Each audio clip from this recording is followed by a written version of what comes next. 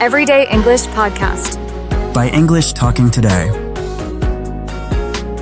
Have you ever wondered why you can read English textbooks and understand grammar rules, but when someone speaks to you in English, your mind goes blank?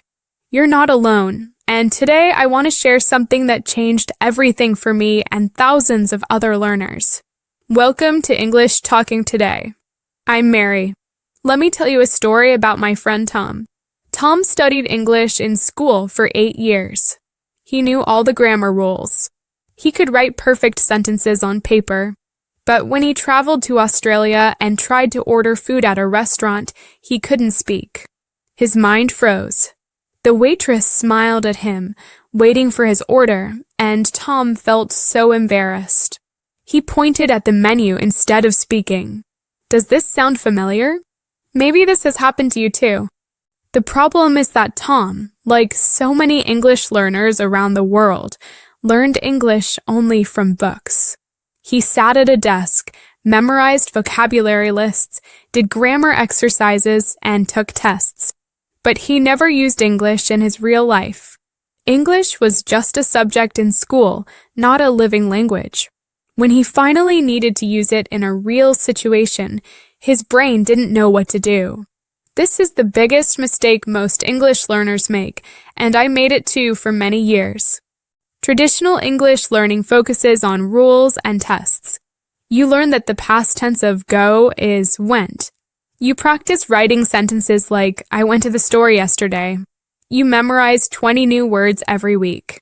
You study verb conjugations until your head hurts. But here's the truth that nobody tells you. Knowing the rules doesn't make you a speaker.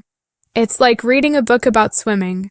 You can understand every word about how to move your arms and legs in the water, but until you actually get in the pool and practice, you cannot swim.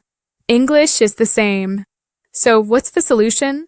How do you become someone who can actually speak and use English confidently? The answer is simple but powerful. You need to bring English into your everyday life. You need to stop thinking of English as something separate from your normal day, something you only do when you sit down to study. Instead, you need to make English a natural part of everything you do. Let me show you how. The technique I want to teach you today is called Narrate Your Life, and it works like magic. Narrating means describing or telling about something as it happens. When you narrate your life in English, you simply describe what you're doing, seeing, feeling, or thinking as you go through your normal daily activities. You become the narrator of your own life story, but you tell it in English. This might sound strange at first, but stay with me because this method has helped thousands of people finally break through their speaking barriers. Let me give you a real example. This morning, I woke up and went to the kitchen to make coffee. Most people would just make their coffee automatically without thinking. But when you narrate your life, you describe it. I said to myself, I'm walking to the kitchen. I'm opening the cabinet. I'm taking out the coffee. Now I'm filling the pot with water. The water is cold. I'm pouring the water into the coffee machine. I'm pressing the button. I can hear the machine making noise. Now I'm waiting for my coffee. I can smell the coffee. It smells good. The coffee is ready. I'm pouring it into my cup. The coffee is hot. I'm adding a little sugar. Now I'm stirring it. I'm taking a sip. It tastes bitter but good. Did you notice something? These are all very simple sentences. I'm not using complicated vocabulary or difficult grammar. I'm just describing what's happening in the present moment using basic words that any A1 or B1 learner knows. But something amazing happens when you do this every day. First, you start thinking in English instead of translating from your native language. Second, you connect English words to real experiences, which makes them stick in your memory much better than memorizing from a list. Third, you practice speaking without pressure because nobody is listening or judging you. Let's look at more everyday situations where you can practice this technique. When you go grocery shopping, your supermarket becomes your classroom. As you walk through the aisles, name things in English. I'm in the vegetable section. I see tomatoes, carrots, and lettuce. The tomatoes are red and fresh. I'm putting 3 tomatoes in my basket. Now I'm walking to the fruit section. I need some apples. These apples are green. Those apples are red. I prefer red apples. I'm choosing 5 apples. Even if the signs in your supermarket are in your own language, practice naming everything in English. The milk section, the bread aisle, the frozen food area. Every shopping trip becomes a free English lesson. When you're commuting to work or school, you have even more opportunities. If you take the bus or train, describe what you see. The bus is arriving. It's crowded today. I'm getting on the bus. I'm finding a seat near the window. I'm sitting down. Outside, I can see many buildings. I see people walking on the street. There's a small park. Some children are playing. The bus is stopping. More people are getting on. You can do this silently in your head, or you can whisper quietly if you're alone.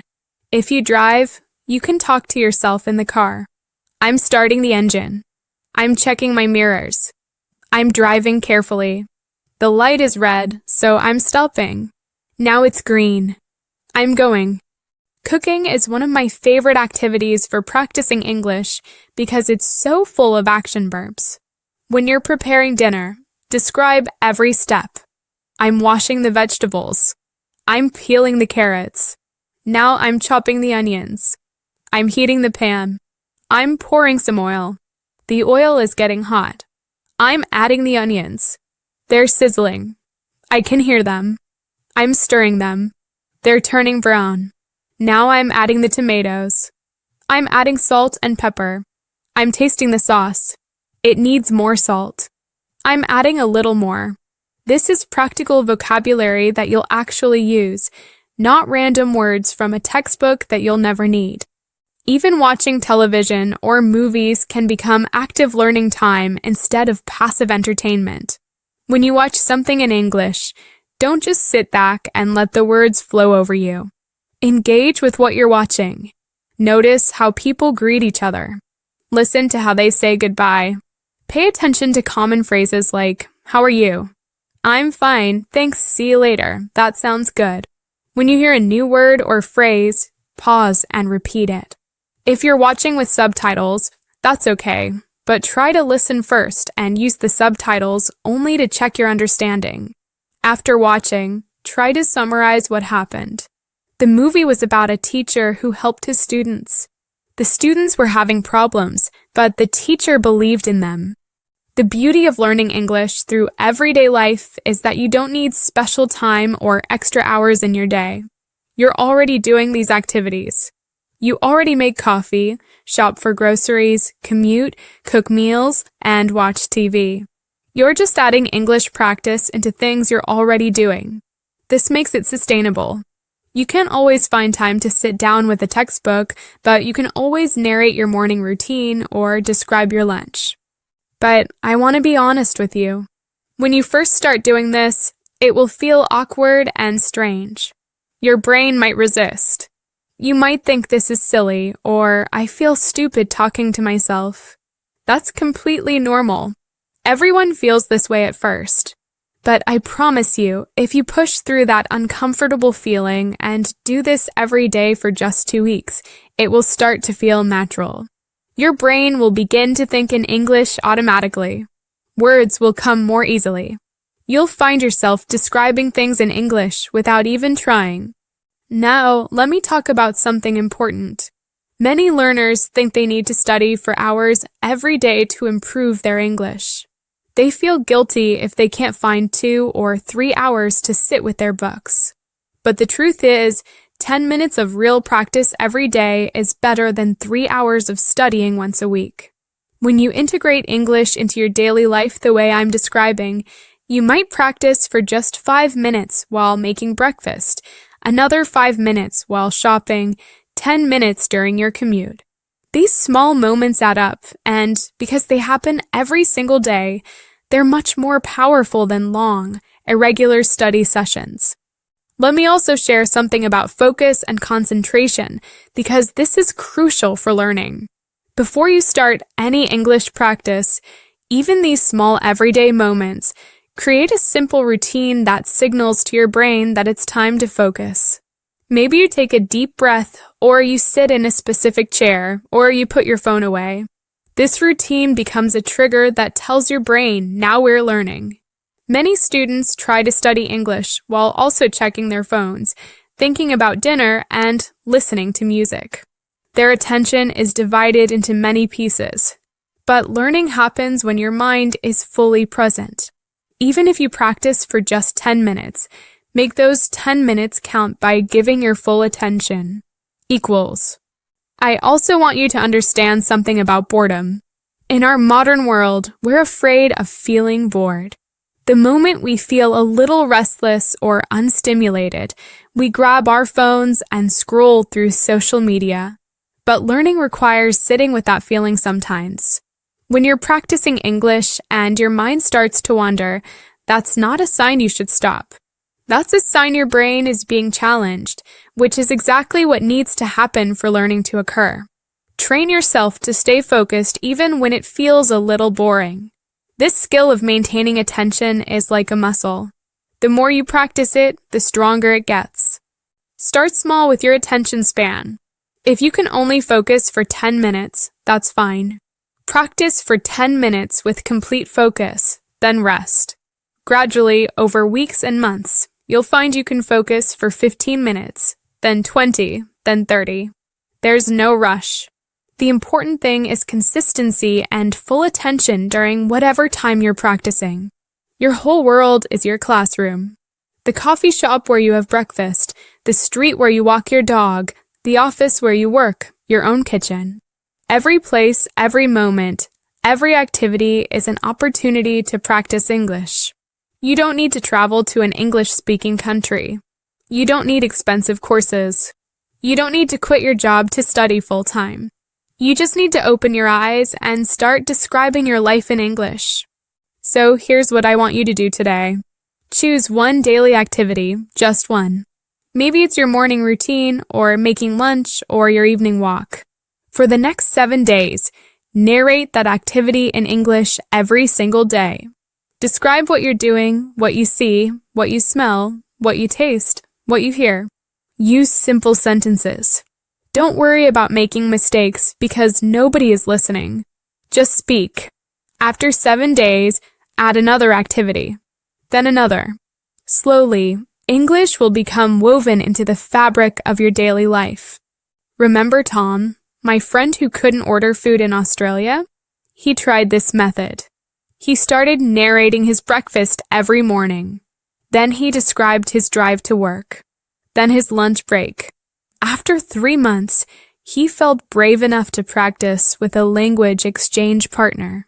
And you know what? The words came easily because he had been practicing them every day in real contexts.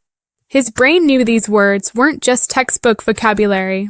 They were connected to real experiences, real smells, real tastes, real moments of his life. When you learn this way, the language sticks. Learning English doesn't have to be boring or difficult or separate from your real life. It can be natural, practical, and even fun. Every day, you have dozens of opportunities to practice. Every day, your ordinary moments can become extraordinary learning experiences. You just need to start noticing and start speaking. Thank you so much for listening to English Talking today. I hope this episode has given you a new way to think about learning English. Remember, your daily life is your best teacher. Start small, be consistent, and be patient with yourself. If you enjoyed this episode and found it helpful, please subscribe to our channel, give us a like, and share it with your friends who are also learning English. Your support helps us create more content to help learners like you. And I'll see you in the next episode. Until then, keep practicing, keep speaking, and keep making English a part of your everyday life. Goodbye for now.